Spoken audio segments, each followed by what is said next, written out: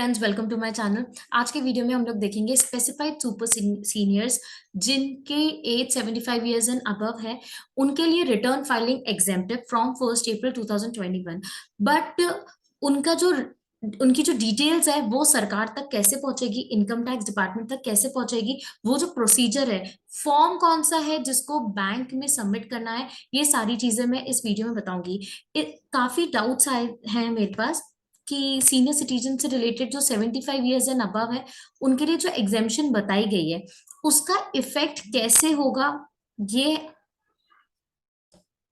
कौन से सेक्शन से रिलेटेड है, कौन सा रूल है, कौन सा फॉर्म है और कैसे सबमिट करना है, ये सारी चीजें हम देखेंगे। तो सेक्शन 194 पी इंसर्ट करा गया है, जिसमें बताया गया है कि अगर स्पेसिफाइड सीनियर सिटीजन है और उनकी स्पेसिफाइड बैंक से पेंशन इनकम आती है और साथ ही साथ इंटरेस्ट इनकम है, इसके अलावा और कोई इनकम नहीं है, तो उन असेसीज के लिए, उन इंडिविजुअल्स के लिए रिटर्न फाइलिंग एग्जेम्प्ट है। 139 सेक्शन अप्लाई नहीं होगा। 139 रिटर्न फाइलिंग का सेक्शन है।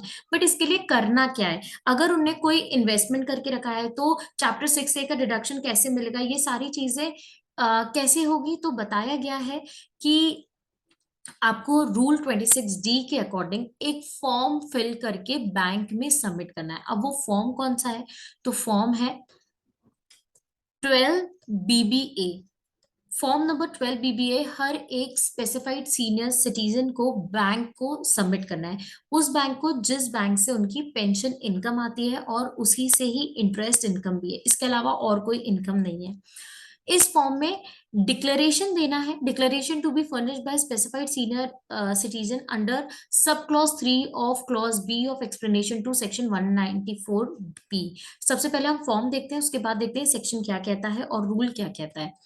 इसमें name address of the person covered है, पैन और आधार नंबर, प्रीवियस ईयर किस ईयर से रिलेटेड डिटेल्स वो फर्निश कर रहे हैं, प्रीवियस ईयर मतलब financial year, date of birth, name of the specified bank, name of the employer from which pension is drawn, pension payment order, PPO number mention करना है और verification में sign करके ये सबमिट करना है। अब जो रूल है, रूल 26D, यही रूल फॉर्म स्पेसिफाई करता है on furnishing of the declaration in form 12BBA the specified bank shall after giving effect to the deduction allowable under chapter 6A, मतलब 80 से 80C के डिडक्शन, 80D के deduction, 80G के, जहां पर भी आपने इन्वेस्टमेंट किया है, सारे डिडक्शन चैप्टर A के बैंक प्रोवाइड करेगा and rebate allowable under section 87A। compute the total income of such specified senior citizen for the relevant assessment year and deduct income tax on such total income on the basis of rate in force। इसमें क्या होगा? Bank bank को interest income में TDS deduct करने की liability होती है।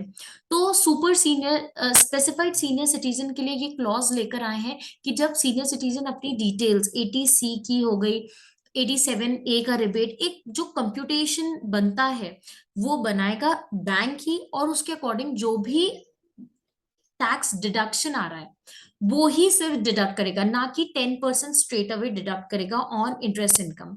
Pension income, interest income को ऐड करेगा।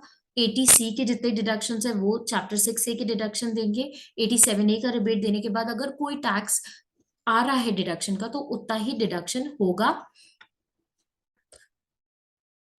The effect to the deduction allowable under Chapter 6A shall be given based on the evidence furnished by the specified senior citizen during the previous year. The declaration referred to in Subrule 1 and evidence for claiming deduction under Chapter 6A referred to in Subclause 3 shall be properly maintained by specified bank।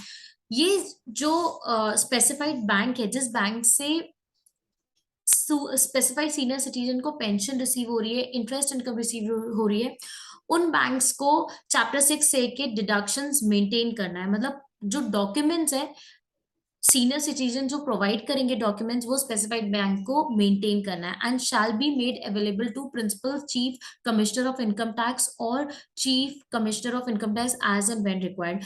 तो जो income tax officers हैं वो specified bank से जब जब मांगेगी तब specified bank को provide करना होगा। तो ये हमारा रूल 26D कहता है कि कैसे स्पेसिफाइड सीनियर सिटीजन्स को रिटर्न नहीं फाइल करनी है, बट उनकी जो ये डिटेल है वो इनकम टैक्स तक कैसे पहुंचेगी। अब हम देखते हैं स्पेसिफाइड बैंक क्या है और स्पेसिफाइड सीनियर सिटीजन कौन है। स्पेसिफाइड बैंक है banking company as the central government में by notification and official gazette specify. Specified senior citizen means an individual being a resident in India. Individual resident होने चाहिए जिनकी एज 75 ईयर्स और more है at any time during the previous year. Financial year में अगर आप 75 years को attain कर रहे हैं या उससे ज्यादा है तो उनके लिए ये सेक्शन एप्लीकेबल है। Who is having income of the nature of pension and no other income except the income of the nature of interest received or receivable from any account maintained by such individual in the same specified bank in which he is receiving his pension income।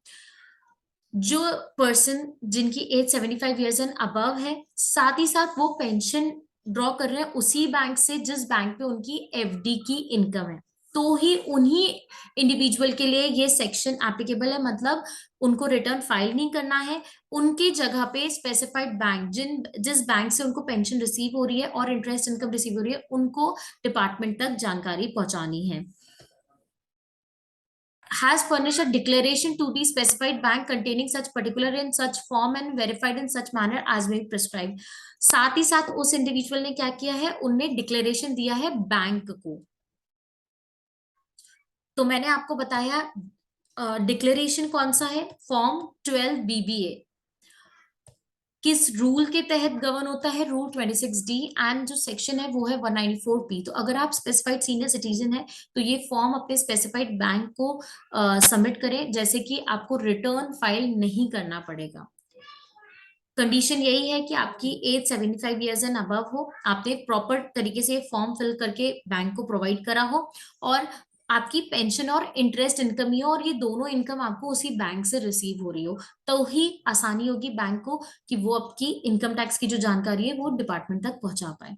तो hope आपको ये video helpful लगा हो, तो please इसे like करें and मेरे channel को सब्सक्राइब करें। ITR 7 के ऊपर भी जल्द वीडियो आ रहा है, तो तब तक के लिए आप प्लीज सब्सक्राइब करें चैनल को। Thank you.